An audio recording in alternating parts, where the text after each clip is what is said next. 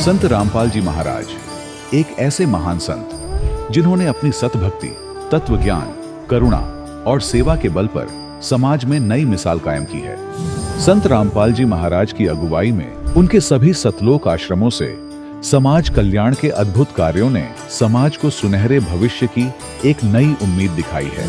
संत रामपाल जी महाराज से नाम दीक्षा लेने के बाद लाखों लोगों की लाइलाज बीमारियां जैसे कैंसर, एड्स आदि ठीक हुई।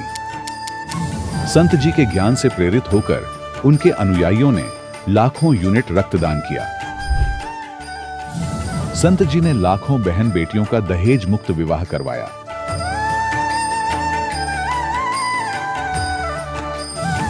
संत जी ने लाखों लोगों का नशा छुड़वाया, करोड़ों उजड़े परिवार बसे।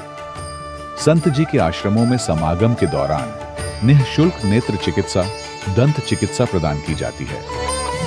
संत रामपाल जी महाराज द्वारा समय समय पर पर्यावरण संरक्षण के उद्देश्य से बड़े स्तर पर वृक्षारोपण किया जाता है। संत जी ने जरूरतमंदों को तत्काल राहत पहुंचाने के लिए एम्बुलेंस सेवा शुरू की। संत जी अपने अनुयायियों को देहदान के लिए प्रेरित करते हैं, जिससे मानवता की सेवा और चिकित्सा क्षेत्र में सुधार हो सके। संत रामपाल जी महाराज के सभी आश्रमों में हर रोज निःशुल्क भंडारा आयोजित किया जाता है, जहां हर वर्ग, हर जाति और हर धर्म के लोग एक साथ बैठकर भोजन करते हैं।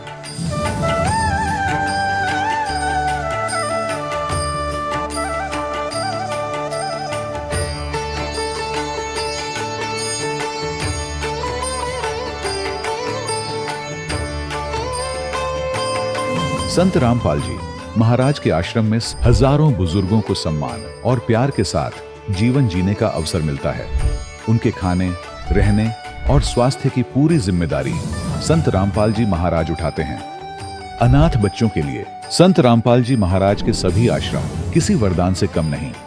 यहाँ उन्हें शिक्षा, संस्कार और भविष्य के लिए बेहतर अवसर प्रदान किए जाते हैं।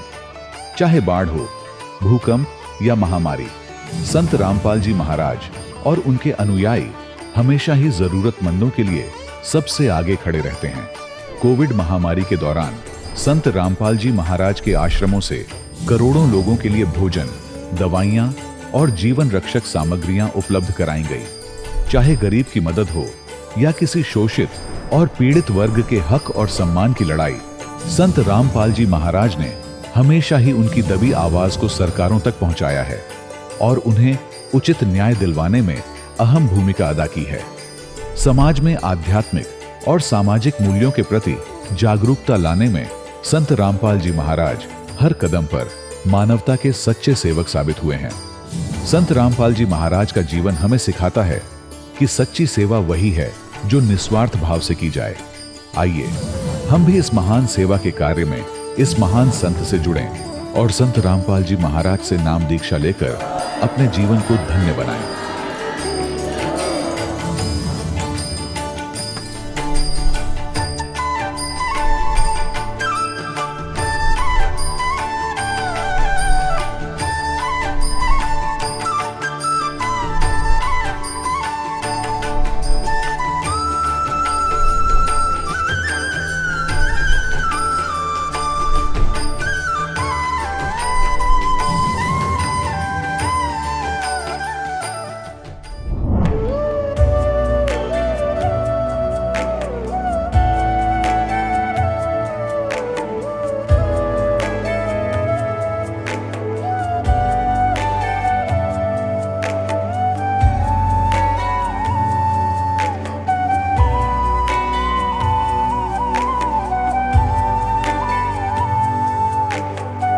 पूर्ण परमात्मा पाप कर्म दंड को भी काट सकता है। अभी तक जिस भी संत व महापुरुष से मिले, उन्होंने यही बताया कि पाप कर्म फल भोगने से ही समाप्त होगा। वो प्रभु कौन है जो पाप कर्म को काट देता है, वो काल के बंधन से छुड़वा देता है। उसका क्या नाम है, पूजा की विधि क्या है? कृपया अवश्य सुनिए जगत गुरु तत्वदर्शी संत रामपाल जी महाराज के अमृत वचन। सत साहिब दर्शकों, मनुष्य अपने जीवन में सुख और शांति की खोज में अपने धर्म में प्रचलित विभिन्न भक्ति साधनाओं को अपनाता है। वह धार्मिक रीति रिवाजों और परंपराओं को निभाने में अपना पूरा जीवन लगा देता है। फिर भी उसके जीवन में दुख कम होने के बजाय बढ़ते ही जाते हैं, और जिसके कारण समय के साथ साथ उसकी आस्था कमजोर पड़ने लगती है और उसका विश्वास उस एक पूर्ण परमात्मा पर से उठने लगता है। दर्शकों, ऐसी ही कहानी थी मध्य प्रदेश की रहने वाली नसीम खान जी की। नसीम खान जी अपने जीवन में पूरी श्रद्धा से नमाज पढ़ती थी, रोजे रखती थी और पीरों की इबादत करती थी, लेकिन इसके बावजूद भी इनके जीवन में न तो शारीरिक सुख था और न ही मानसिक शांति।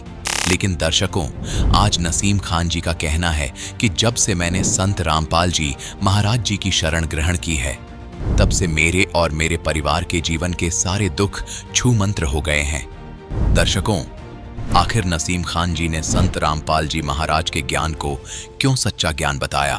चलिए जानते हैं इसके पीछे की सच्चाई क्या है।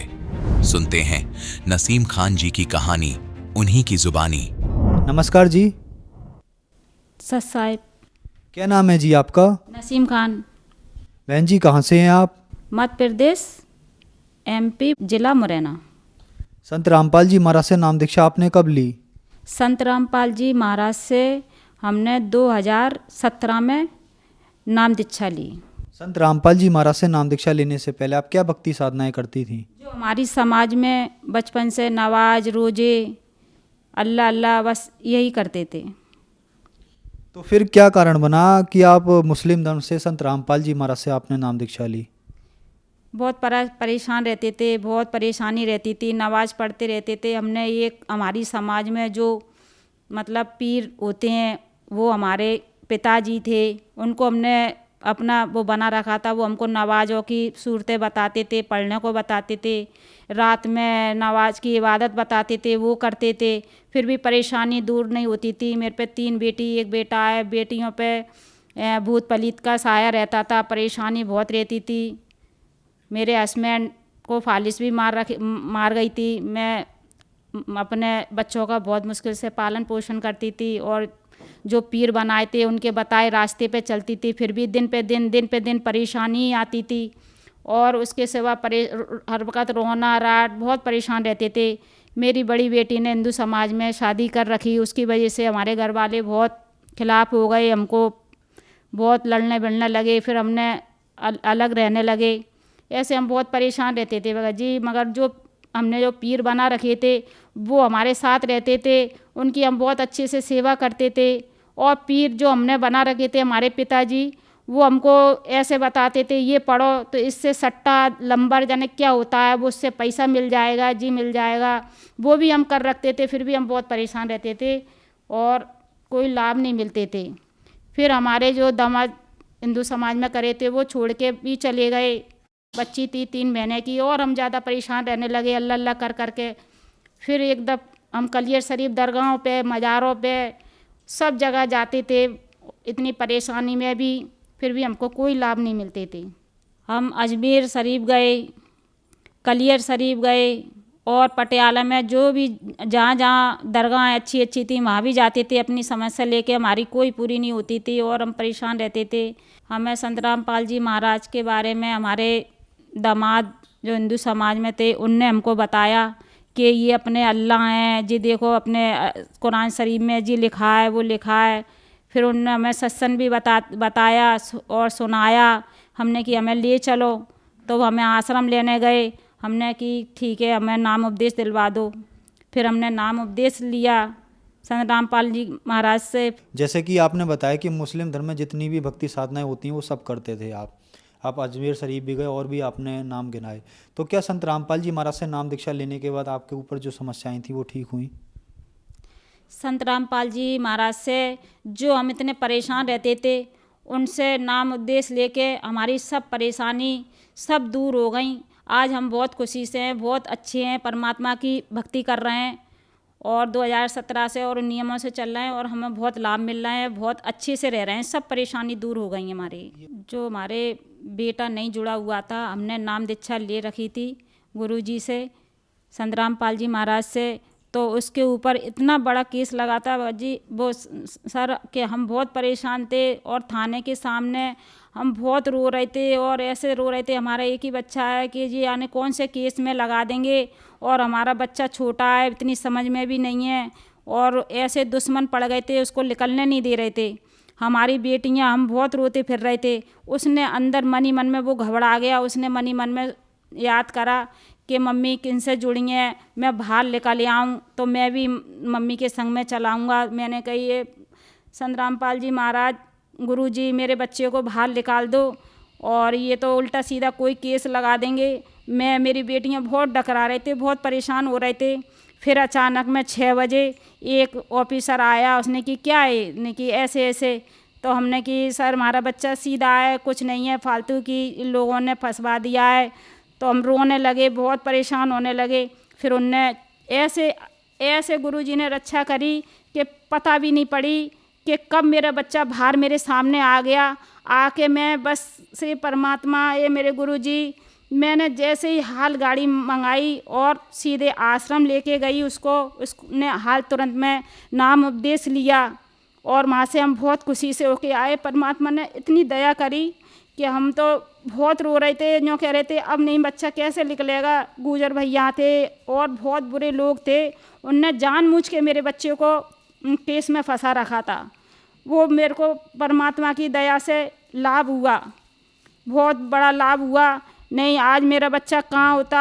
और ऐसे दुश्मनों के हत्थे से ऐसे परमात्मा ने गुरुजी ने निकाल दिया कि हमें एहसास ही नहीं हुआ कि हम इतना डकरा रहे थे। इतनी बड़ी परेशानी से हमें बचा लिया। मेरी बेटी जो 3 साल से कोर्ट में केस चल रहा था, मेरे दामाद जो छोड़ के रखे थे, मेरी बेटी भी बहुत परेशान रहती थी, उसकी वजह से मैं भी बहुत परेशान रहती थी। कोर्ट कचहरियों में पैसा लग रहा था, पैसा भी नहीं था। इतना हम परेशान थे, इतना परेशान थे कि हम दिन रात रोने की सिवा और नमाज पढ़ने के सिवा कुछ भी नहीं आता था। जब से संत रामपाल जी गुरु जी से नाम दीक्षा ली, मेरी बेटी का भी घर बस गया और मेरी जो समस्या थी, मेरे पैरों से खड़ा नहीं हुआ जाता था, पैरों से बहुत दर्द होता था, वो भी मैं ठीक हो गई। और खूब सब परमात्मा जुड़ के बहुत सच लाभ मिले हमें और हमारे सब अब सही हैं। जैसे कि आपने बताया कि आपने संत रामपाल जी महाराज से नाम दीक्षा लिया और आपको बहुत सारे लाभ मिले। पहले आप मुस्लिम धर्म में थे और संत रामपाल जी महाराज से नाम दीक्षा लेने के बाद तो संत रामपाल जी महाराज ने आपको नाम दीक्षा दी, तो क्या आप मुस्लिम से हिंदू बन गए? नहीं भगत जी, हम हिंदू नहीं हैं। हमारे संत रामपाल जी महाराज बताते हैं, जीव हमारी जाति है, मानव हमारा धर्म। हिंदू मुसलमान सिख ईसाई धर्म कोई न्यारा नहीं और हमें इससे कोई फ़र्क नहीं पड़ता है। हमें परमात्मा अल्लाह हमें मिल गए और हमें यही चाहिए, हमें कोई मतलब नहीं है। परिवार जो हमारे मुसलमान हैं, जो हमारे घर वाले हैं, वो हम पे विरोध करते हैं, हिंदू बन गई है, हिंदू बन गई है। हम कहते हैं हमें तो ठीक है, हम हिंदू बन गए हैं, पर हमें अल्लाह तो मिल रहे हैं। नमाज इतनी पढ़ ली, इतने हमने सब कुछ कर ली हैं, इतनी परेशानी उठा ली, हमें कुछ अल्लाह नहीं मिले। हमें अब अल्लाह मिले। देखो कुरान शरीफ खोलो, हम खूब समझाते हैं मगर उनके समझ में नहीं आती है। संत रामपाल जी हमारे महाराज हमको हिंदू नहीं बनाते हैं। वो जो मुसलमान जो कुरान शरीफ में लिखा है उसके हिसाब से हमें मुसलमान के धर्म से जो इबादत बताते हैं वही इबादत करते हैं हम, और ना वो हिंदू नहीं बनाते हैं। और जो मतलब कुरान शरीफ को खोल के साधना चैलान पे जो सत्संग बताते हैं वो देखो मुसलमान बहन भाई, तो वो ना हिंदू का कोई वो नहीं है। वो तो जो इबादत कुरान शरीफ में लिखी है उसी को बताते हैं। आज जो दर्शक टीवी पे आपको देख रहे हैं और वो भी मुस्लिम समाज से हैं, तो उनके लिए आप क्या कहना चाहेंगी? मैं उनसे यही कहती हूँ कि मुसलमान समाज से कि देखो अपने अल्लाह और जो कुरान शरीफ पढ़े हुए हैं उनको खोल के देखो। चैलान पे रामपाल गुरुजी का सत्संग आता है, उसको देखो तो आपके समझ में आ जाएगी। वो हिंदू नहीं बनाते हैं, जो अपना कुरान शरीफ कह रहा है वही से इबादत बताते हैं। मैं मुसलमान समाज से यही कहती हूँ, अपने अल्लाह आए हुए हैं उनको पहचानो और समझो और सही इबादत करो, जो इबादत करनी चाहिए। जो नहीं कि नवाज में और दरगाहों पे वहाँ जहाँ कुछ नहीं मिलेगा। मैं भी एक मुसलमान समाज से हूँ और आज मुझे सही इबादत मेरे संत रामपाल जी महाराज ने मुझे बताई हुई है, उससे मुझे काफ़ी लाभ मिले हैं कुरान शरीफ के अनुसार। ठीक है, कुरान शरीफ मेरी बेटियां भी पढ़ी हुई हैं, मैं भी पढ़ी हुई हूँ। आज मैं उसको पढ़ के मैंने देखा है, आप भी देखो और समझो तो आपके समझ में आ जाएगी। अपने अल्लाह कबीर साहब हैं, अपने 786 बार जो कुरान शरीफ में नाम दिया हुआ है, तो मुसलमान समाज कहती है कि हमारा 786 लक्खी है, तो उसको समझो तो कि वो लक्खी क्यों है। अपने अल्लाह का नाम कबीर साहब, कबीरन कबीरा खबीरा, जो कुरान में लिखा हुआ है उसको पहचानो कि यही अल्लाह हैं। जी तुमने अल्लाह अल्लाह अल्लाह अल्लाह कर रहे हो, उससे तुम्हें कोई लाभ नहीं मिल रहे हैं। जैसे कि हाल ही के कुछ वर्षों से देखा गया है कि संत रामपाल जी महाराज से मुस्लिम समाज है वो भी बहुत ज़्यादा संख्या में जुड़ रखा है, जैसे आपकी तरह। अगर कोई श्रद्धालु टीवी पे आपका इंटरव्यू सुनना है, अगर वो मुस्लिम धर्म से भी है, तो वो संत रामपाल जी महाराज से नाम दीक्षा कैसे ले सकता है? चैलान पे गुरु जी का सत्संग आता है, उसके नीचे पट्टी आती है, उसमें उनका नंबर लिखा है और उससे अपन नंबर से फ़ोन लगा के और पूछ सकते हैं। और जगह जगह पे संत रामपाल जी गुरु जी के नाम केंद्र बने हैं, वहाँ जाकर नाम उपदेश ले सकते हैं। धन्यवाद जी। दर्शकों, अभी आपने सुने संत रामपाल जी महाराज से दीक्षा प्राप्त करके सुखी हुए भक्त के अनुभव। अब देखिए जगत गुरु तत्वदर्शी संत रामपाल जी महाराज के मंगल प्रवचन। आप देख सकते हो जिन महापुरुषों को परमात्मा मिले उस समय, आज से 200 वर्ष पहले, 250 वर्ष पहले गरीबदास जी आए थे सन 1717 में, और संवत 1774 में उनका आविर्भाव हुआ था, जन्म हुआ था। और सन 1717 आज सन 2013, 300 वर्ष पहले, और 300 वर्ष पहले उनको परमात्मा मिले। पहले वो हमारे जैसे पुजारी थे, श्री राम, श्री कृष्ण, विष्णु और शंकर भगवान, माता मसानियों के। और जब उन्होंने परमात्मा को देखा, सतलोक देखा, जहां हम रहा करते वो स्थान देखे और वहां की जो सुख देखे, फिर आकर उनको वापस छोड़ा, तो फिर वो इतने दृढ़ हो गए, पूरा समाज एक तरफ। तो ऐसे दृढ़ भक्तों को परमात्मा मिलते हैं, और जिस कारण से वो अपनी स्थिति को, अपनी पहचान को अपने बच्चों तक करवाते हैं।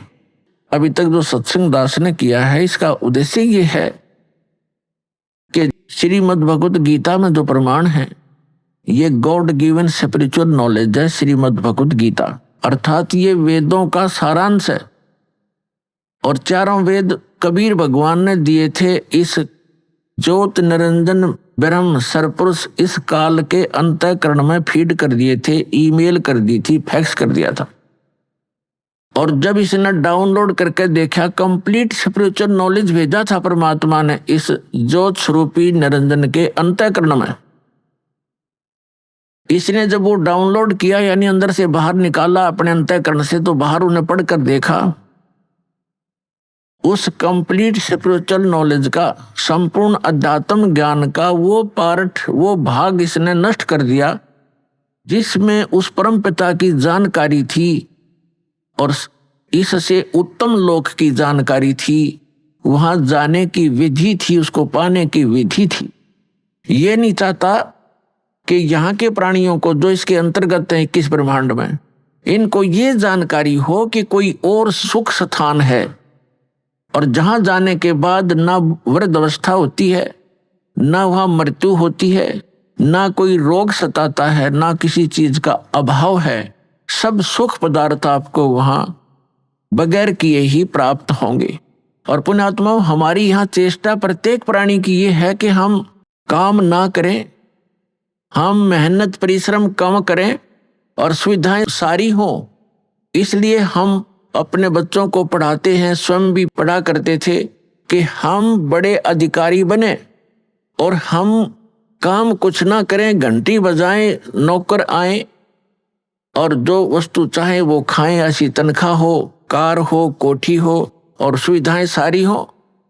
तो ये यहाँ नहीं हो सकती। यहाँ तो चाहे राष्ट्रपति बन जाए, उसने भी दिन में बहुत सी मीटिंग अटेंड करनी पड़ेंगी, नहीं तो उसको जीने नहीं दे पब्लिक, उसकी व्यवस्था है। तो इसी प्रकार सतलोक में जाने के बाद वो सुख होगा जिसकी हम खोज यहाँ कर रहे हैं। वृद्धावस्था वहां नहीं है, वहां केवल युवा शरीर रहेगा। तो कौन चाहता है वृद्ध होना, कौन चाहता है मृत्यु? लेकिन यहाँ इसका कोई विकल्प नहीं है, यहाँ तो ये कंपलसरी है, ये तो होगा ही होगा। तो इससे बचने के लिए एक साधना है, साधन है, जो परमात्मा ने स्वयं आकर आप बताई और अपनी प्यारी आत्मा उन परम संतों को सतलोक दिखाया और वापस छोड़ा और उनको दृढ़ कराया। तो यहाँ पर जितने भी प्राणी हैं सबकी मृत्यु होती है, और हम आजीवन जो संग्रह करते हैं वो हमारे साथ नहीं चलता। हम जिन बच्चों के लिए कोठियां बनाते हैं, धन जोड़ते हैं कि हमारे बच्चे हमारी मृत्यु के बाद वो सुखी होंगे, और वो बच्चे हमारे सामने ही मर जाते हैं। ऐसे बहुत से प्रमाण, ये दुखदायी घटनाएं हम समाचार पत्रों में भी सुनते हैं, टीवी पर भी देखते हैं।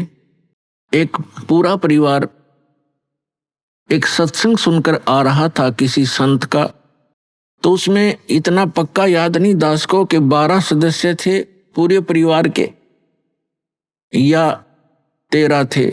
उनमें से एक घर पे था और बाकी 11 या 12 सत्संग सुनने गए हुए थे, सत्संग सुनकर आ रहे थे, दुर्घटनाग्रस्त हो गए।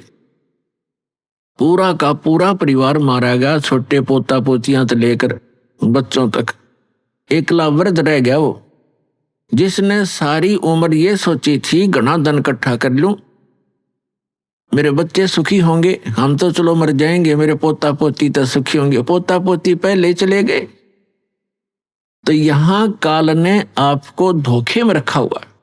फिर दूसरा कारण यह है कि संत की शरण में सत्संग सुनते हैं प्राणी, तो उनको ऐसी आपदाओं का सामना नहीं करना पड़ता।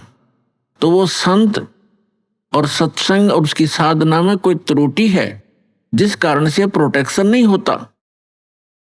और दूसरा कारण ये होता है कि संत भी सही हो, साधना भी ठीक हो, लेकिन अपने में कोई त्रुटि हो, हम नियमों का पालन ना कर रहे हो, उससे क्या होता है, फिर नाम खंडित हो जाता है। उस कारण से भी प्राणी साधक होते हुए हानि उठा लेता है, क्योंकि उसका प्रोटेक्शन समाप्त हो जाता है।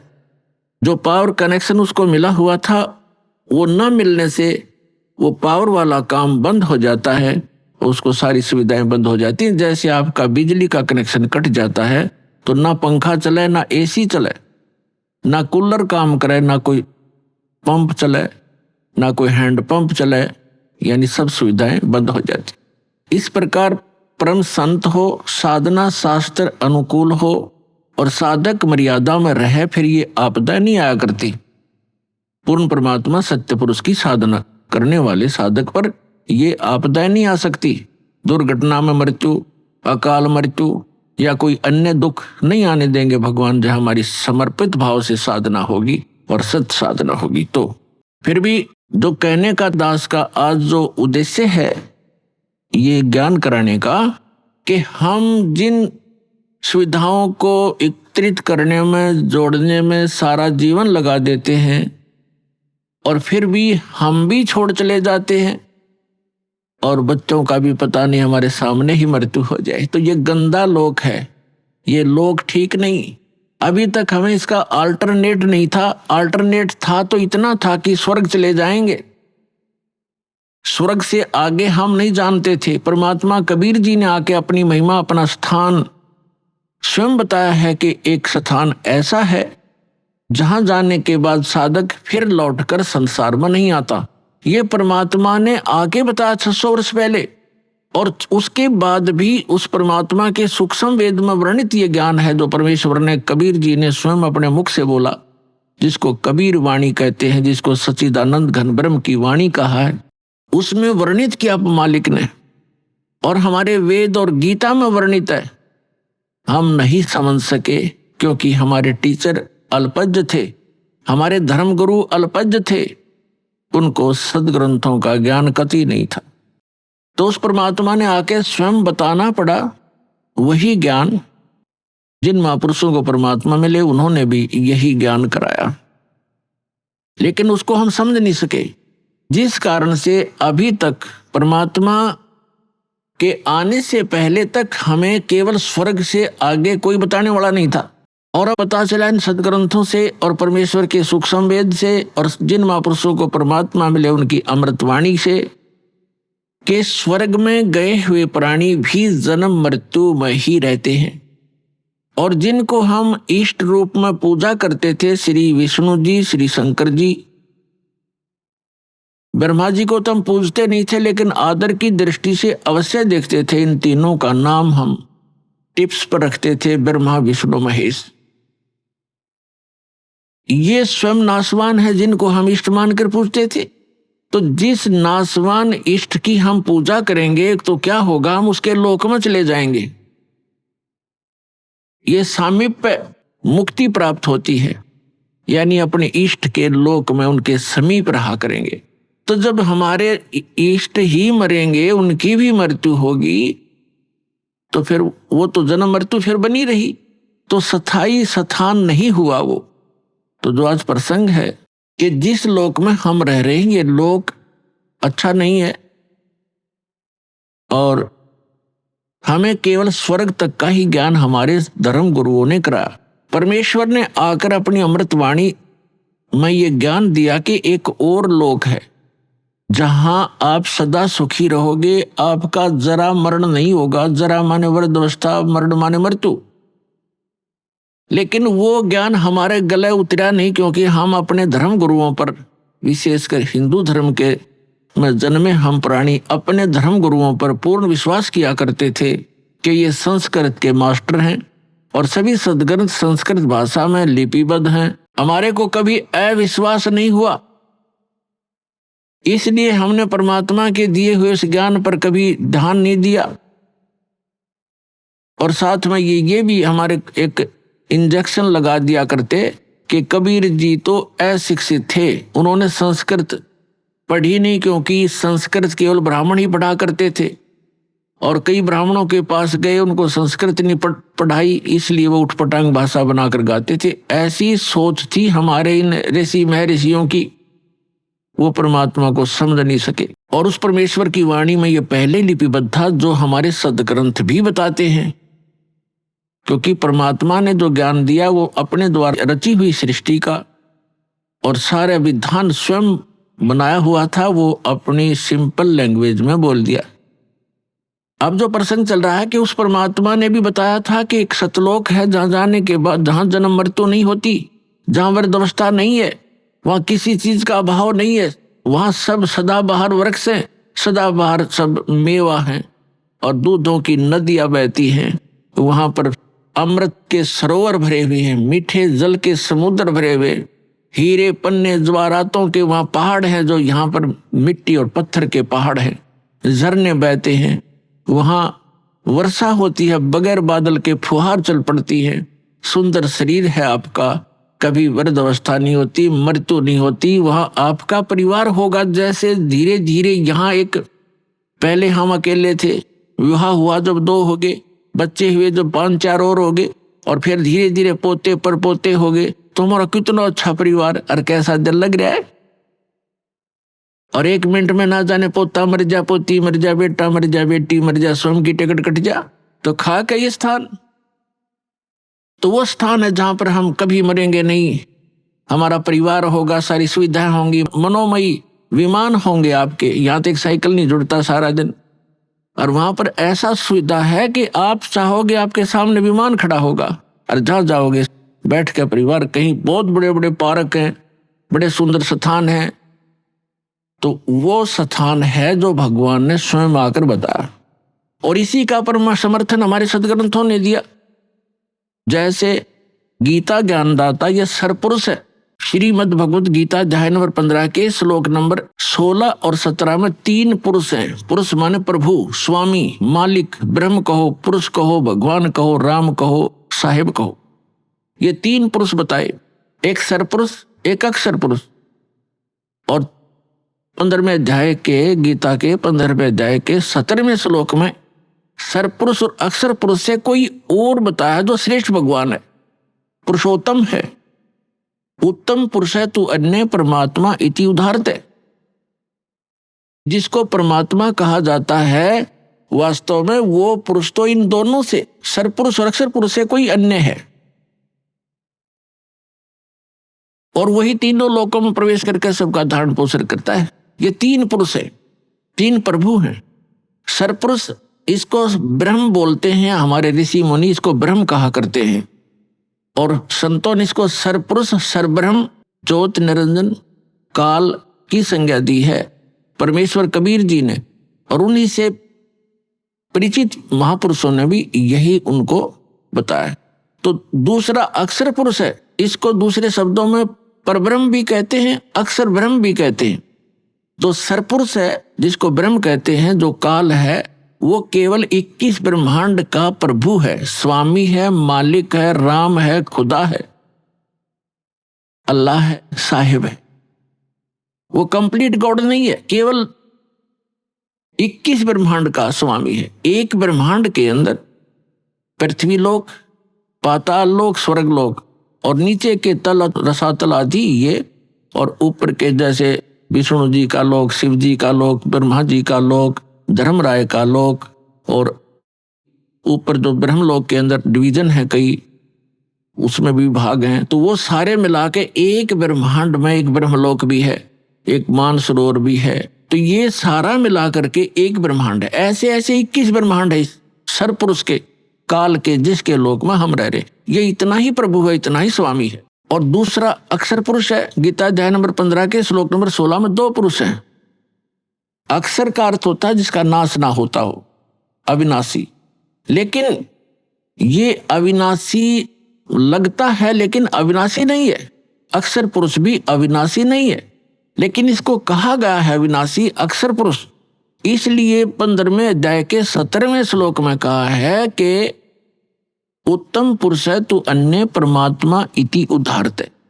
उत्तम पुरुष, श्रेष्ठ पुरुष तो इन दोनों से, सरपुरुष और अक्षर पुरुष से कोई और है।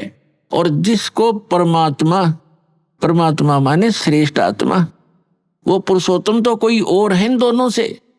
जिसको परमात्मा यानी श्रेष्ठ आत्मा, परमात्मा का सीधा सा अर्थ होता है जो केवल सुख दे, दुख ना दे। जो दुख दे वो परमात्मा कैसे रह गया, श्रेष्ठ आत्मा कैसे हो गया? तो हमने डेफिनेशन का भी नहीं पता था आज तक उस गॉड की जिसकी हम पूजा करने जा चले थे और पूजा कर रहे थे। तो हम ऐसे ही धूल अंधेरे में घूम रहे थे, जंगल में भटका रखे थे, हमें कोई रास्ता नहीं था। तो इसमें लिखा फिर ये लोग तर्रम आविष्य विवर्ती अवय ईश्वर है, जो तीनों लोकों में प्रवेश करके सबका धारण पोषण करता है, वो है अविनाशी परमात्मा, अवय ईश्वर है, वो है अविनाशी। ऊपर वाले को अक्षर पुरुष को भी अक्षर का अर्थ वैसे अविनाशी होता है, लेकिन ये रिजेक्ट कर दिया यहाँ पर कि इन दोनों से अन्य है जो वास्तव में अविनाशी है।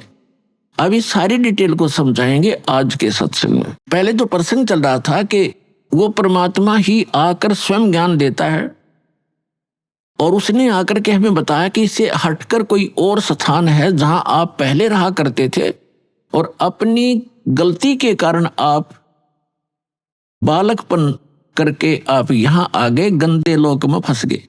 अब यहां से जाने का विकल्प आपके पास नहीं रहा, ना किसी ऋषि महर्षि और संत और ब्रह्मा विष्णु महेश को भी यहां से वापस जाने के मार्ग का पता नहीं।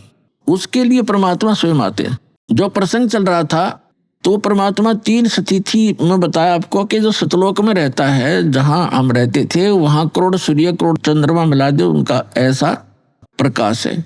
फिर परमात्मा अन्य हल्का तेज पुंज का रूप बनाकर कभी भी आकर प्रकट हो जाते हैं एक संत साधु की, महात्मा की वेशभूषा में। या तीसरी स्थिति है, सेकंड स्थिति परमात्मा की यह प्रत्येक युग में वहां से चलकर आते हैं सहस्रीर कमल के फूल पर एक सरोवर के अंदर कमल के फूल पर शिशु रूप धारण करके विराजमान होते हैं। वहां से निसंतान जिनके बच्चे नहीं होते उठा ले जाता है और फिर उसकी परवरिश वहां होती है। फिर धीरे धीरे 5 वर्ष की आयु में ही वो बड़े बड़े विद्वानों के छक्के छुड़ाना शुरू कर देते अपने अध्यात्म ज्ञान के आधार से।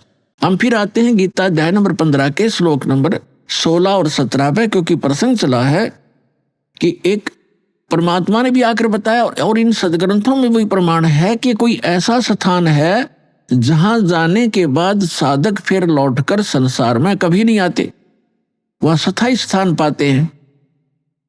और जब तक हम इस काल के लोक में हैं, कितनी साधना कर लें, उस सत्य पुरुष के बताए उस सत्य ज्ञान के आधार से जब तक सत्य साधना नहीं करेंगे तो हमारी जन्म मृत्यु सदा बनी रहेगी। उसके लिए परमात्मा से परिचित संत आदरणीय गरीबदास साहिब जी कहते हैं कि आगे गए ना बावड़े रहते भी सब जाही, बिन साहेब की बंदगी कहीं ठोर ठिकाना नहीं। कहते हैं कि आगे चले गए वो तो वापस आए नहीं आपको कुछ बतावें कि हमारे साथ क्या बना, और जो शेष बचे हैं वो भी चले जाएंगे। यहाँ किसी उस सत्य साधना वो पूर्ण परमात्मा की भक्ति के बिना कहीं ठोर ठिकाना नहीं। जैसे आज आप चाहे प्रधानमंत्री बने हो किसी देश के और मृत्यु होगी, कोई पुण्य किया है उसके आधार से आप स्वर्ग जाओगे इस जीवन में, तो स्वर्ग के अंदर अपनी पूंजी को समाप्त होते ही आपकी ऐसी मृत्यु होगी जैसे यहाँ हो गई। तो यहाँ से चलो, फिर स्वर्ग में पुण्य समाप्त होते ही वहां से चलो, फिर नरक में अपना पाप भोगोगे, वहां कष्ट उठाओगे। जब वो समय पूरा होता है होते ही फिर कहेंगे चलो, वहां भी नहीं रख सकते। उसके बाद फिर गधा बनोगे, गधे का जीवन पूरा करते ही फिर चलो, फिर कुत्ता बनो, कुत्ते का जीवन पूरा होते फिर चलो मरो, और फिर मनुष्य बन गए फिर मरो, फिर वहां जाओ स्वर्ग में फिर चलो, खा के ये जीवन। तो ये चलो चलो मिटाएगी सतलोक में जाने से।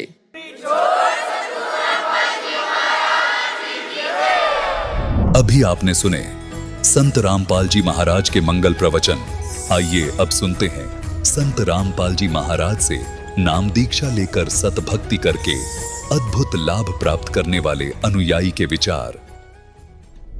दर्शकों, सोचिए, यदि कोई मनुष्य अपने जीवन में कठिन तपस्या करता हो और धार्मिक अनुष्ठानों में लीन रहता हो, वह व्रत उपवास करता हो, तीर्थ यात्राएं करता हो और विभिन्न देवी देवताओं की आराधना में अपना समय और श्रम समर्पित करता हो, लेकिन फिर भी उसके जीवन में न उसे आत्मिक शांति मिले और न ही सच्चे सुख की अनुभूति हो, तो फिर आखिर में वह मानसिक रूप से परेशान हो जाता है। दर्शकों, आज हम आपको ऐसी ही एक कहानी सुनाने जा रहे हैं जो महाराष्ट्र की रहने वाली रंजना दासी जी की है। रंजना जी ने बचपन से ही भक्ति में रुचि ली और मंदिरों आश्रमों में जाकर साधनाएं भी की, लेकिन इतनी भक्ति साधना करने के बाद भी इनका जीवन कठिनाइयों से भरा रहा। लेकिन दर्शकों, आज रंजना जी का कहना है कि जब से मैंने संत रामपाल जी महाराज से नाम दीक्षा ली है, तब से मेरा जीवन पूर्णतः बदल गया है। मेरी व मेरे परिवार की 22 सालों से चल रही प्रेत बाधा की समस्या भी दूर हो गई है और अब मैं शास्त्रों के अनुसार भक्ति कर रही हूँ तथा अब मैं और मेरा परिवार सच्चे सुख की प्राप्ति कर रहा है। दर्शकों, आखिर ऐसा क्या हुआ जो रंजना जी ने अपने धर्म में बताई गई भक्ति साधना को शास्त्र विरुद्ध बताया और संत रामपाल जी महाराज द्वारा बताई गई साधना को शास्त्रों के अनुसार बताया है? आखिर इसके पीछे की सच्चाई क्या है? आइए सुनते हैं रंजना जी की कहानी, उन्हीं की जुबानी। जी नमस्कार। नमस्कार। क्या नाम है जी आपका? रंजना पुसतकर। रंजना जी कहाँ से आए आप? मैं नागपुर महाराष्ट्र से। रंजना जी, संत रामपाल जी महाराज जी से नाम दीक्षा लेने से पहले आप क्या भक्ति साधना करते थे? मैं जो हिंदू धर्म के अंदर देवी देवताओं की भक्ति करते हैं वो सारी कुछ करती थी। उसके अलावा संतोषी माते का व्रत रखती थी 16 शुक्रवार वाला। और हमारे महाराष्ट्र के अंदर शेगांव के इसमें संत गजानन महाराज है, उनकी मैं भक्ति अपने तन मन धन से करती थी। उनकी बावन्नी किए बगैर मैं सोती नहीं थी और उनकी बावन्नी करे बगैर मैं, यानी जगने के बाद सबसे पहले उनकी बावन्नी करके ही दिन की शुरुआत होती थी मेरी। और शिव जी की पूजा करती थी, श्रावण महीने में उनको बेल चढ़ाना। ये नवरात्र के दिन में दुर्गा देवी की भक्ति करती थी। और बाकी सारे ये तीज त्यौहार जो भी आते थे वो सारे कुछ मैं करती थी। रंजना जी, जैसा कि आपने बताया कि हिंदू धर्म में जो पारंपरिक पूजाएं हैं वो सभी प्रकार की पूजाएं आप कर रहे थे, तो फिर हम आपसे ये जानना चाहेंगे कि जब आप ये सभी प्रकार की पूजा कर ही रहे थे तो फिर आपको संत रामपाल जी महाराज जी के शरण में जाने की क्या जरूरत आन पड़ी? जी, भगवान का दिया हुआ सब कुछ था, पर मुझे मानसिक शांति नहीं थी, क्योंकि हमारे घर में 22 साल से पुरानी प्रेत बाधा थी मेरे पति को। वो प्रेत बाधा पूरे परिवार को यानी बहुत सताती थी। उनको खुद को भी उसकी तकलीफ़ होती थी और हम लोगों को भी वो तकलीफ़ देते थे। तो ये सब होने के बाद भी अगर मानसिक शांति नहीं है तो ये भौतिक लाभ का मैं क्या करूं? ये पैसे है, जो भी कुछ है भौतिक लाभ, इसका मैं क्या करूं? तो इसके लिए मैं भटकती थी कि शांति कहाँ पे है। सुख नाम की चीज़ जो चिर शांति बोलते हैं वो कहाँ मिलेंगी, ऐसा मैं ढूंढ ही रही थी। तो एक दिन हमारे यहाँ एक आंटी आई, तो उन्होंने मेरी पूजा पाठ भक्ति देख के उन्होंने बताया कि आप इतनी भक्ति करते हो पर आपने गुरु धारण नहीं कर रखा, तो गुरु बगैर तो भक्ति सफल नहीं है, ऐसा उनका कहना था। मैं बोली ठीक है, गुरु भी करेंगे। तो गुरु मेरे पति जो है 2012 में संत राजेश्वराचार्य करके है अमरावती ज़िले में, तो उनके यहाँ आया जाया करते थे। ये मुझे बताते थे कि वो ऐसे संत है, वो ऐसी समाधि लगाते हैं, समाधि 4-4 घंटे तक की उनकी समाधि चलती है, ना वो पलके झपकते हैं ना हाथ पैर हिलाते हैं, बताते थे मुझे, पर मुझे यानी विश्वास नहीं था। फिर एक दिन ये मुझे लेके गए, फिर मैंने भी उनकी देखी, वो सट्टे के ये नंबर बताते थे, किसी के साथ अनहोनी जो होने वाली थी वो पहले ही बताते थे कि ऐसा ऐसा होने वाला है, किसी का कुछ ऐसा उन्होंने किया था। तो फिर मैं 2013 में उनके शरण में गई, उनसे नाम दीक्षा ली और उनसे भक्ति करी। भक्ति करने के बाद बोलते हैं कि गुरु को या जो भी अपन भक्ति करते हैं तो दान सबसे अहम है, तो मैंने वहाँ पे दान भी दिया। वहाँ पे 4 एकड़ ज़मीन मैंने दान में दी, फिर भी मुझे जो लाभ चाहिए था वो लाभ मिला नहीं। ना मेरे बेटे की तकलीफ़ दूर हुई, ना मेरे पति की तकलीफ़ दूर हुई। वो भक्ति करते करते फिर 2013 में ऐसा ये हुआ कि उनके साथ एक्सीडेंट हो गया। एक्सीडेंट में वो ड्राइवर एक साइड गिरे और वो झाड़ियों में जाके वो स्वयं गिरे, तो उनको टीचर्स लगे, कुछ समय वो बेहोश रहे। जब मुझे पता चला कि स्वामी जी की ऐसी हालत हो गई, तब मुझे याद आया कि स्वामी जी बोलते थे कि आप अभी मत निकलो। जब हम निकलते थे आश्रम से तो बोलते थे कि अभी मत निकलो, थोड़ी देर बाद जाना, अभी समय अच्छा नहीं है। तो वो हमें बताते थे कि समय अच्छा नहीं है, फिर उनको क्यों नहीं पता चला कि उनका समय सही नहीं है अभी। तो ये सब मैंने यानी पता चलने के बाद मैं बोली अपन तो गुरु के सहारे इतना कुछ ये करते हैं कि सारा गुरु संभालेंगे, और गुरु की अगर ये हालत है तो शिष्य की क्या हालत होंगी। फिर मैं टीवी देखते देखते संत रामपाल जी का सत्संग देखा। सत्संग में संत रामपाल जी बता रहे थे कि पूर्ण गुरु की पहचान क्या है, पूर्ण गुरु कौन सी भक्ति देते हैं, पूर्ण गुरु से की हुई भक्ति से क्या लाभ मिलते हैं, ये उस दिन बता रहे थे गुरुजी। तो मैंने वो सत्संग 1 महीने तक के देखा। फिर सत्संग देखने के बाद मैं अपना बेटा, बेटी और मेरे पति तीनों को बताया कि अपन जो भक्ति कर रहे हैं वो भक्ति मार्ग अपना सही नहीं है, करके अपने को सुख नहीं मिल रहे। तो मेरा बेटा 10 साल का था, तो 10 साल का बेटा मेरा बोलने लगा कि हाँ माँ ये सही होगा, तभी तो दुख है। 10 साल के बेटे को क्या समझ में आता है, पर वो अपनी ज़ुबान से बोला कि हाँ मम्मी ये सही है, अपनी भक्ति जो है वो गलत हो सकती है, करके ही दुख विश्व में है, ये उसने बोला।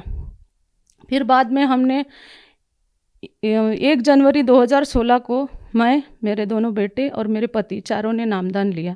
रंजना जी, जैसे कि आपने बताया कि आपने संत रामपाल जी महाराज जी से नाम दीक्षा ली, तो हम आपसे ये जानना चाहेंगे कि जब आपने संत रामपाल जी महाराज जी से नाम दीक्षा ली, आपके जीवन की जो प्रॉब्लम थी, जो समस्याएं आपको थी, क्या नाम दीक्षा लेने के बाद उन समस्याओं से आपको छुटकारा मिला? मुझे दोनों जो तकलीफ थी, मैं मानसिक भी परेशान थी और बेटे की वजह से वो शारीरिक परेशानी भी उसको थी। ये दोनों परेशानी से मैं पहले प्रथम नाम जब मैंने लिया तो 4 महीने के अंदर मेरे बेटी की जो तकलीफ थी वो बिना गोली, बिना इंजेक्शन, बिना ऑपरेशन की दूर हुई। और मेरे पति की प्रेत बाधा, उनको 22 साल पहले की प्रेत बाधा थी। उनको परेशानी ये थी कि उनकी आंखें लाल हो जाती थी, शरीर पूरा गर्म हो जाता था और चिड़चिड़ापन इतना होता था उनको, और अस्वस्थ रहते थे, वो खुद भी अस्वस्थ रहते थे और निगेटिविटी इतनी थी उनके अंदर कि हर चीज़ को लेके वो निगेटिव बोला करते थे, निगेटिव ही उनकी थिंकिंग रहती थी। यहाँ मत जाओ, ऐसा हो जाएगा, वहाँ मत जाओ, यानी एक्सीडेंट, ये वो, यानी बहुत सी यानी उनको परेशानी, यानी वो भी खुद तो रियलाइज़ ये करते थे और हमको भी बताते थे कि वहाँ मत जाओ, यहाँ मत जाओ, ऐसा मत करो, वैसा मत करो। तो ये सारी चीज़ों से मुझे राहत मिली। और संत रामपाल जी के शरण में आने के बाद मुझे आर्थिक लाभ हुआ। आर्थिक लाभ, मेरे पति बिल्डरशिप का बिजनेस है उनका, वो पार्टनरशिप में ये करते थे बिजनेस। तो उनका पार्टनर उनके 3 करोड़ रुपए, 3.5 करोड़ रुपए लेके चला गया। बाद में मेरे पति के पास कोई चारा नहीं था, पर मैंने उनको राहत दी कि अपन पूर्ण संत के शरण में हैं, समर्थ के शरण में रहने के बाद अपने को सोचने की ज़रूरत नहीं गिरेगी। फिर गुरुजी ने, संत रामपाल जी ने ऐसी दया करी कि 2 साल पहले मेरे पति ने 10 एकड़ में, कोरोना काल में 10 एकड़ में लेआउट डलवाया। तो भगत जी वो लेआउट जब डलवाया तो बोल रहे थे कि अपन इसका इनॉग्रेशन करेंगे, ऐसे ऐसे लोगों को बुलाएंगे, तब जाके अपना लेआउट ये होगा, बुक होगा। मैं बोली नहीं, ऐसा नहीं करेंगे, ऐसा गुरुजी मना करते हैं। तो वो 10 एकड़ का लेआउट ऐसे यूं ही घर बैठे फ़ोन पे 10 एकड़ का लेआउट बुक हुआ। तो उससे 3 करोड़ तो वो पार्टनर लेके गया, तो कई गुना ज़्यादा पर संत रामपाल जी ने मुझे उसमें लाभ दिया, 10 एकड़ वाले लेआउट में ये लाभ हुआ। उसके बाद जब से मेरी शादी हुई थी तब से हम खेती देख रहे थे। तो खेती ऐसी, यानी जहाँ जाओ तो कहीं पानी नहीं था, तो कहीं रोड नहीं था, तो कभी छूट यानी कम थी। पर जब संत रामपाल जी महाराज के शरण में मैं 2016 में आई और 2017 में मुझे इतनी अच्छी ज़मीन मिली, जो कि 20 लाख रुपए एकड़ की ज़मीन थी। वो हमें एक बंदा आके घर में बोलता है कि भाई ये 14 लाख रुपए एकड़ में देने वाला है वो, पर उनको एक साथ कैश चाहिए, तो ये सौदा आप रख लो। तो ये मुझे विशेष लाभ हुआ। वो जगह ऐसी है कि रोड टच है, 12 महीने वहाँ पे पानी है और 12 महीने आप उसमें खेती किसानी कर सकते हो। तो इतना ढूंढने के बाद 10-12 साल में मुझे जो चीज़ नहीं मिली वो 1 साल में संत रामपाल जी के शरण में आने के बाद मिली। ये मुझे लाभ हुआ संत रामपाल जी के शरण में आने के बाद। दूसरा एक लाभ, मैं एक दिन बाहर गई हुई थी, हमारे घर में कारपेंटर का काम चालू था, तो मुझे ऐसे लगा कि मेरे ससुर घर पे रहेंगे। तो मैंने अपने अलमारी में कुछ जेवरात, कुछ पैसे लॉक करके बाहर निकल गई थी। कारपेंटर ने काम करे और मेरे ससुर जी लॉक करके निकल गए। सामने वाला लॉक उन्होंने किया और बीच वाला जो दरवाज़ा था उसको लॉक नहीं करे। बारिश हो रही थी, हमारे घर के सामने आम का पेड़ है, तो वहाँ पे 2 लड़के खड़े हुए। वो 2 बंदे पेड़ के नीचे खड़े थे, बारिश आ रही थी, तो उन्होंने सोचा कि गेट खुला है तो क्यों ना पोर्च में जाके खड़े हो जाए। वो पोर्च में आके खड़े हो गए। फिर बाद में उन्होंने सोचा कि अंदर देखते कुछ मिल जाए, तो उन्होंने अंदर प्रवेश किया। एक ने अंदर प्रवेश किया और दूसरे को बोला कि आप आगे से देखते रहना, कोई आ ना जाए। तो फिर वो बंदा चैनल गेट से मेरे घर में अंदर प्रवेश किया। अंदर प्रवेश करने के बाद उसने सारी चीज़ें ढूंढ डाली, जो मेरी अलमारी खुली थी वो पूरी ढूंढ डाली, उसमें उसको कुछ भी नहीं मिला। जो अलमारी लॉक करके रखी थी उसी अलमारी के बाजू में संत रामपाल जी की गुरु गोविंद वाली फ़ोटो, जहाँ पे मैं दंडवत करती हूँ, वो रखी थी। और उसने देखा कि यहाँ पे अलमारी लॉक है, पर उसकी बाजू वाले औजार पे नज़र नहीं गई, हालांकि पूरे औजार वहीं पे थे। थोड़ी सी अगर वो एक ये उठा के हथौड़ा मारता ना तो उसको पूरी चीज़ें मिल जाती थी। पर संत रामपाल जी की दया से वो पूरा का पूरा जैसे कि वैसा पाया मैंने, पूरा गोल्ड, पूरे पैसे घर में आने के बाद जैसे कि वैसे पाए। फिर बाद में जो एक बंदा बाहर खड़ा था वो आगे वाले दुकान में जाके बता रहा कि इनके घर में चोर घुस गए। तो वो दुकान वाले ने मेरे ससुर जी को फ़ोन किया कि आप घर लॉक करके गए, आपके घर में चोर घुसे हैं। फिर जाके उन्होंने वो चोर को पकड़ा। पकड़ने के बाद सिर्फ उसके जेब में एक पेन ड्राइव मिली, बाकी कुछ नहीं मिला। फिर मेरे ससुर मेरे को फ़ोन करते हैं कि बेटा तू लॉक करके गई थी तो उसमें क्या है। मैं बोली क्योंकि मुझे पता था कि इसके पहले भी चोरी हो चुकी, कुछ नहीं बचता था। मैं बोली गया होगा सो गया होगा, जो बचा होगा वो अपना होगा। मैं ऐसा करके उनका फ़ोन रख दिया। फिर बाद में जब मैं घर पे आई तब मैंने देखा कि मेरा जो का त्यों जहाँ रखा था वो वही के वही पाया मैंने। ये मेरे से संत रामपाल जी के शरण में आने के बाद लाभ हुए। मेरे पति को शराब, जुआ, ये खर्रा, ये सारी चीज़ों की ये थी, लत लगी थी। वो छोड़ना चाहते थे। उन्होंने कितने तो भी संकल्प किए, शनिदेव का संकल्प किया, बजरंग बली का संकल्प किया, पर उनका ये व्यसन छूटा नहीं। वो भी त्रस्त थे, यह व्यसन से वो त्रस्त थे पर छूट नहीं पा रहा था। कुछ दिन के लिए वो त्याग सकते थे पर आजन्म के लिए वो छोड़ नहीं सकते थे। बाद में संत रामपाल जी के शरण में आने के बाद उनको ऐसे मंत्र दिए गए कि जो मंत्र से उनकी ये सारी चीज़ें छूटी, और वो ये सारी चीज़ें छूटने के बाद वो भी सुखी हो गए और मेरा परिवार भी सुखी हो गया। रंजना जी, जैसे कि आपने बताया कि संत रामपाल जी महाराज जी से नाम दीक्षा लेने के बाद आपको अनेकों लाभ मिले। हम आपसे ये जानना चाहेंगे, भक्ति आप पहले भी करते थे लेकिन उन भक्ति को करने से आपको कोई लाभ नहीं मिला, तो आपको संत रामपाल जी महाराज जी से नाम दीक्षा लेने के बाद कैसे लाभ मिलने लगे? क्या कारण मानते हैं आप? संत रामपाल जी सद्भक्ति देते हैं, शास्त्र प्रमाणित भक्ति देते हैं, पूर्ण भक्ति देते हैं, सद्भक्ति, शास्त्र प्रमाणित, शास्त्र विधिवत भक्ति देते हैं, करके लाभ होते हैं। बाकी संत ये भक्ति नहीं बताते। पहले जो गुरु बनाए थे मैंने, वो शास्त्र विधि त्याग कर मनमाना आचरण बता रहे थे, जो कि गीता जी में सख्त मना कर रखा है। शास्त्र विधि त्याग कर जो मनमाना आचरण करते हैं, ना तो उनकी भक्ति सफल होती है, ना उन्हें कोई सुख मिलते हैं। तो ये वो भक्ति बताते थे जो शास्त्र विरुद्ध है, और संत रामपाल जी शास्त्र संगत भक्ति बताते हैं, इसलिए हमें ये लाभ मिले। रंजना जी, संत रामपाल जी महाराज जी के बारे में ये कहा जाता है कि वो देव देवताओं की भक्ति छुड़वाते हैं। क्या संत रामपाल जी महाराज देव देवताओं की भक्ति छुड़वाते हैं? जी नहीं, संत रामपाल जी महाराज शास्त्र संगत भक्ति बताते हैं। जो शास्त्र में बताई भक्ति है वो करवाते हैं। पहले जो भक्ति करती थी वो शास्त्र विधि के अनुसार नहीं थी, वो विरुद्ध थी। इसलिए संत रामपाल जी देवी देवताओं को नहीं छुड़वा रहे, उनकी सही तरीके से भक्ति बता रहे हैं। आप भक्त समाज को क्या संदेश देना चाहते हैं? मैं भगत समाज को संदेश देने लायक तो मैं हूँ नहीं, संत रामपाल जी ही इतना बड़ा संदेश दे रहे हैं, तो उनकी बातों को सुनिए, वो कहना क्या चाहते हैं।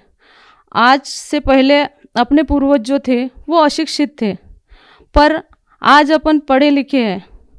पढ़े लिखे होने के बाद अपना कर्तव्य बनता है कि अपना धर्म जो है, अपना धर्म का जो शास्त्र है क्या बता रहा है, कौन सी भक्ति बता रहा है, मनुष्य जन्म का क्या, यानी मनुष्य जन्म क्या चीज़ के लिए मिला है। 84 लाख भुगतने के बाद इंसान को इंसान का चोला मिलता है, तो वो क्या चीज़ के लिए मिला है। तो ये चोला मिला और ऊपर से आप शिक्षित हो और सदग्रंथ आपके घर में रखे हुए हैं, तो वो खोलो और उसमें देखो कि विधि क्या है। मैं शुरू से पारंपरिक भक्ति करती थी, तीनों देवी देवताओं की भक्ति करती थी, संतोषी माता का व्रत करती थी, गजानन महाराज का उपवास, व्रत, तप, सारा कुछ करती थी। पोथी पढ़े बगैर मेरा गुरुवार का दिन नहीं जाता था। ये सारा करने के बाद भी मैं दुखी थी। हालांकि परमात्मा का दिया हुआ सब कुछ था मेरे घर में, पर मैं अंतरात्मा से सुखी नहीं थी। पर संत रामपाल जी के शरण में आने के बाद आज मैं आंतरिक भी सुखी हूँ, बाह्य रूप से भी सुखी हूँ, और सारे कोई लाभ मुझे संत रामपाल जी की शरण में आने के बाद, उनकी सद्भक्ति करने के बाद मुझे मिले हैं। तो मेरा कहना यही है कि आप इनके शरण में आओ, इनसे नाम दीक्षा लो और अपना मनुष्य जन्म का कल्याण कराओ।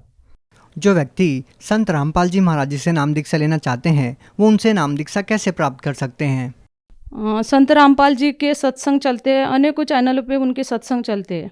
उनके नीचे पट्टी चलती है, उस पर फ़ोन नंबर डिस्प्ले होते हैं। वो फ़ोन नंबर पे आप फ़ोन करके पूछोगे तो अपने ज़िले के अंदर नामदान स्थल है, वो नामदान स्थल का पता आपको मिलेगा। वहाँ से आप निःशुल्क नाम दीक्षा ले सकते हो। ऑनलाइन, अगर आपको ऑनलाइन से अगर गुरुजी का ज्ञान सुनना है तो ट्विटर, यूट्यूब, फेसबुक, इस पे जाके भी आप उनका सत्संग सुन सकते हो। नीचे दिए गए फ़ोन नंबर पे आप फ़ोन करके आप अपने ज़िले के अंदर निःशुल्क नाम दीक्षा ले सकते हो। जी धन्यवाद। धन्यवाद। संत रामपाल जी महाराज एक ऐसे महान संत जिन्होंने अपनी सतभक्ति, तत्व ज्ञान, करुणा और सेवा के बल पर समाज में नई मिसाल कायम की है। संत रामपाल जी महाराज की अगुवाई में उनके सभी सतलोक आश्रमों से समाज कल्याण के अद्भुत कार्यों ने समाज को सुनहरे भविष्य की एक नई उम्मीद दिखाई है। संत रामपाल जी महाराज से नाम दीक्षा लेने के बाद लाखों लोगों की लाइलाज बीमारियां जैसे कैंसर, एड्स आदि ठीक हुई। संत जी के ज्ञान से प्रेरित होकर उनके अनुयायियों ने लाखों यूनिट रक्तदान किया। संत जी ने लाखों बहन बेटियों का दहेज मुक्त विवाह करवाया।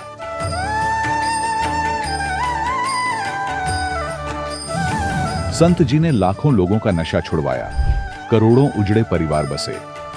संत जी के आश्रमों में समागम के दौरान निःशुल्क नेत्र चिकित्सा, दंत चिकित्सा प्रदान की जाती है। संत रामपाल जी महाराज द्वारा समय समय पर पर्यावरण संरक्षण के उद्देश्य से बड़े स्तर पर वृक्षारोपण किया जाता है। संत जी ने जरूरतमंदों को तत्काल राहत पहुंचाने के लिए एम्बुलेंस सेवा शुरू की।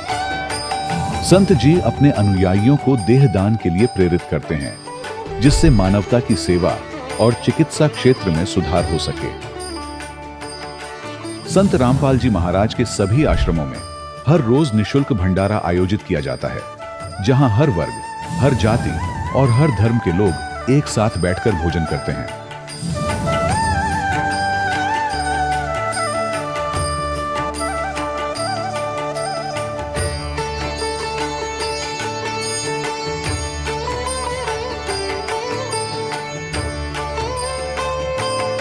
संत रामपाल जी महाराज के आश्रम में हजारों बुजुर्गों को सम्मान और प्यार के साथ जीवन जीने का अवसर मिलता है। उनके खाने, रहने और स्वास्थ्य की पूरी जिम्मेदारी संत रामपाल जी महाराज उठाते हैं। अनाथ बच्चों के लिए संत रामपाल जी महाराज के सभी आश्रम किसी वरदान से कम नहीं। यहाँ उन्हें शिक्षा, संस्कार और भविष्य के लिए बेहतर अवसर प्रदान किए जाते हैं।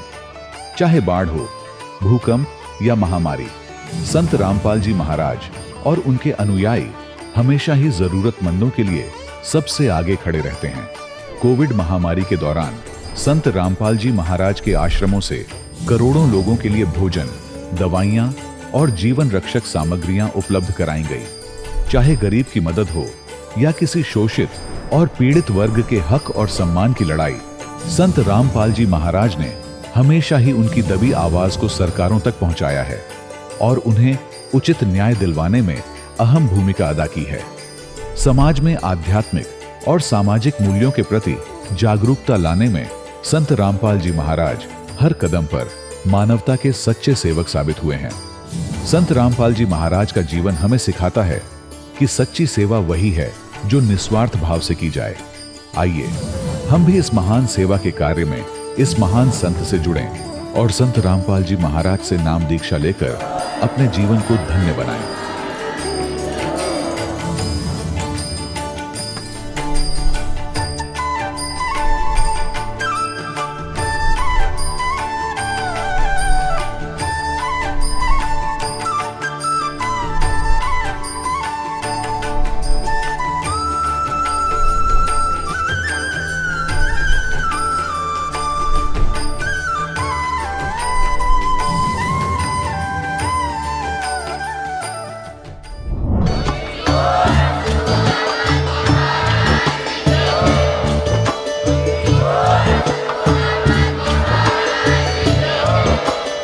आप सुन रहे थे जगत गुरु तत्वदर्शी संत रामपाल जी महाराज जी के मंगल प्रवचन। अधिक जानकारी के लिए विजिट कीजिए हमारी वेबसाइट www.jagatgururampalji.org। संत रामपाल जी महाराज जी के शुभ आशीर्वाद से पूरे विश्व भर में 500 से भी ज्यादा नाम दीक्षा केंद्र हैं, जिन पर संत रामपाल जी महाराज जी द्वारा ऑनलाइन निशुल्क नाम दीक्षा दी जा रही है। अपने नजदीकी नाम दीक्षा केंद्र का पता करने के लिए संपर्क करें 8222880541।